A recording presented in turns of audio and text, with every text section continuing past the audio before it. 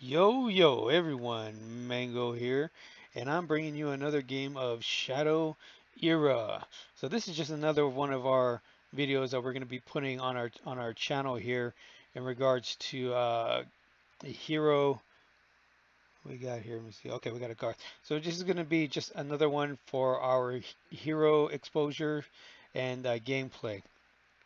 And so today we're playing Boris, and Boris has a shadow ability of target opposing ally with cost 4 or less is killed. And so just remember at the start of each of your turns, you gain 1 shadow energy. And let me see, I'm going to go ahead and, I don't really want to get rid of anything here, but I guess I'm going to have to get rid of one of these. Here, remember in order to play a card in this game, you need to sacrifice a card into your resource pile. And you're probably not going to get that back. So you have to be very careful on that, okay? So that was 2 cost there. So these ally, this is just the best 2 cost ally in the game at the time. And if you're a human hero and you're not running it, it's a little strange. Oh, look at that, Silent Strike. So that's going to buff him up to, or just basically make him invisible. You can attack into him. You might as well have just attacked into my hero because next turn he can kill him with the ability. But you see, So I'm not going to give him any cards. I'm going to get rid of that. I'm going to play this card. You check this out. At the start of each of your turns, your hero takes 1 damage, but then you also draw a card. The Angry Ogre Bastard. So I'm going to go in here, deal 2 damage to the opponent there. Oh, and you know what? He's just going to ping him with his ability and hit my hero to the face, I guess. Maybe that was his plan. So it really works out the same in the end. Okay, but so that attachment I just played for 3 cost, the rest of the game, I take 1 damage, I draw 1 card. So at the start of each of my turns from this point forward, I'm going to be drawing 2 cards. And you will see in the Shadow Era as much as, oh, he decided he did not want to ping that guy. Okay, so I did get an extra one here, which is great because that means I can sacrifice it. And I can come in here and, oh yeah, so this card, well, when your opponent has resources equal to or greater than yours, when you summon her, you're able to disable an ally. So I disabled that guy. I'm going to come in, attack, but all physical damage to this guy is decreased by 1. But you notice he didn't retaliate because he's disabled. So next turn, what I would like to do is attack with both of these to kill him off. But if he decides to kill this guy, I won't be able to do that. So let's see. Oh, he's got the ankle breaker. So I'm guessing he'll come in on this. Yeah, so he comes in on her. And you see that this is one of the best weapons you're going to find in the game. It deals 2 damage to an opposing ally, and it also disables them. So it's one hell of a card.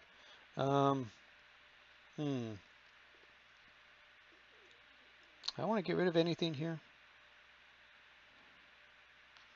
I don't really need this guy anymore. When this guy dies, he draws you 2 cards, but I have my draw engine set up, so I'm going to go ahead and get rid of.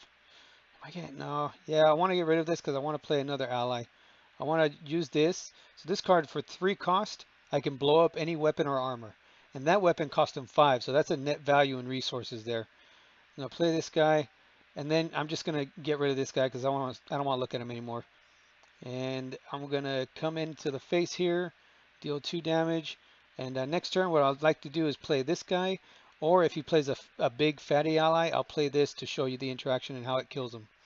The only problem is I already sacrificed one of these, so I don't have another one in my deck. I really hope they didn't draw both of these early because Garth, which is this guy, tends to run up. Yep, there we go.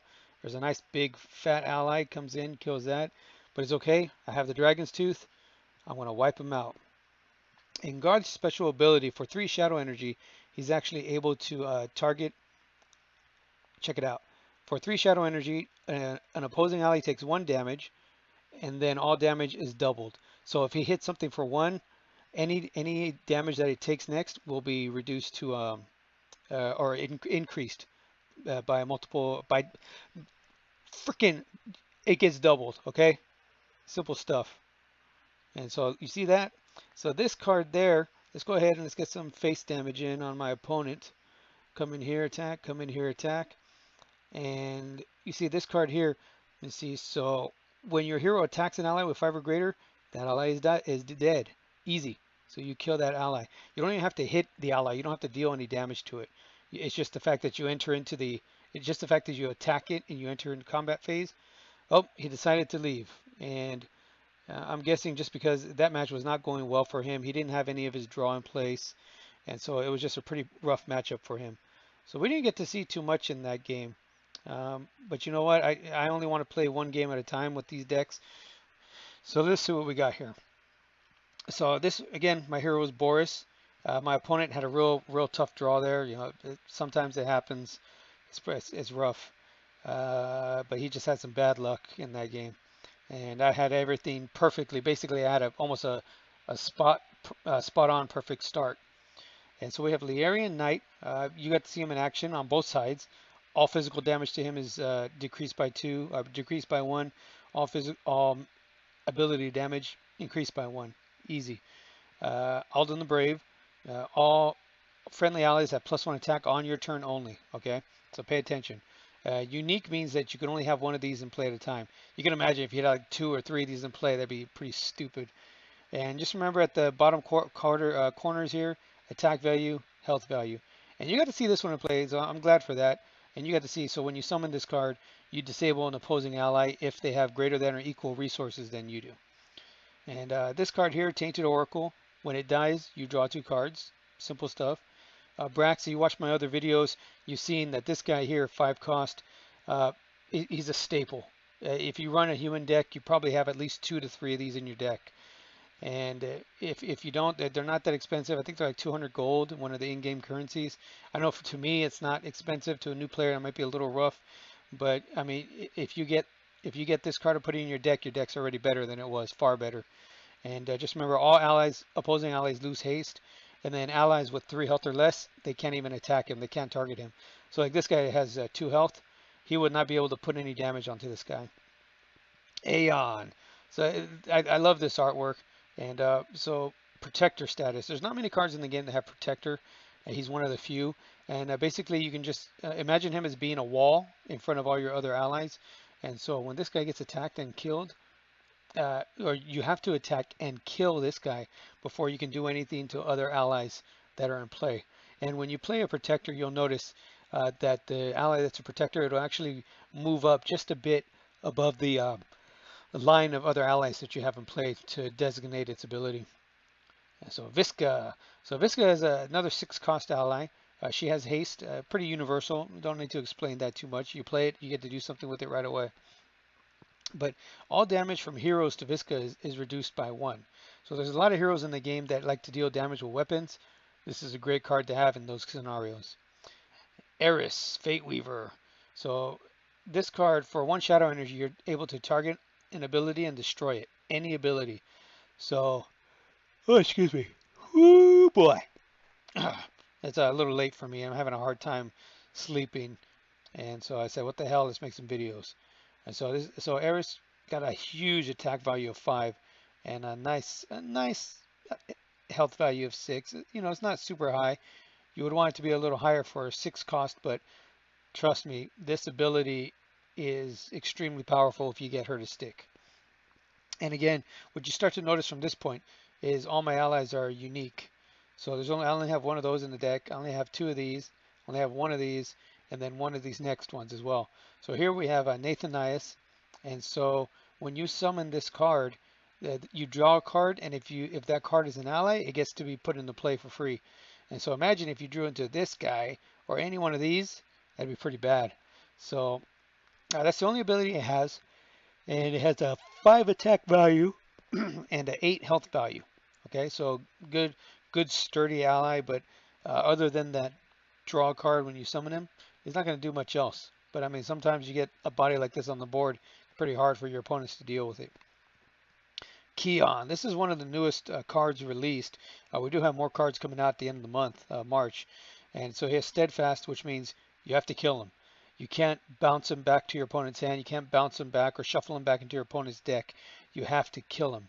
You can't exile. Exile is an ability in the game that's a permanent removal, basically, from the game. Doesn't go in the graveyard. It's just gone. But it doesn't work on him. Allies with Steadfast have to be killed. And the turn you play this guy, any opposing heroes or allies that have stealth or are hidden, they lose that status. So he's a great card, and when your opponent thinks that they're safe, if they're one of those hiding guys, you can play him out and really piss them off. And then all damage to friendly allies reduced by 1. So basically he's a full-on damage reducer for a bunch of these guys, for all of them. And so With this deck is more oriented to the fatty approach. You see, you have, let's take a look here. We had 4, 5, so we had 10 allies of cost 3 or less. We have 2 allies of cost 4, and then 9 allies with cost 5 or greater. So really what I'm looking to do is to get to, turn 5 and then start to make a push for the board and really start to drop a lot of fatties down to try to really beat my opponent into submission here. And so let's take a look at this card. This card here is a crippling blow. It's an attachment, and I attach it to an opposing ally, and they have an attack value of 0. So any ally, if I were to put this on this guy, his attack value will go down to 0, and it would remain that way until my opponent removes this somehow. And so this card is a great card.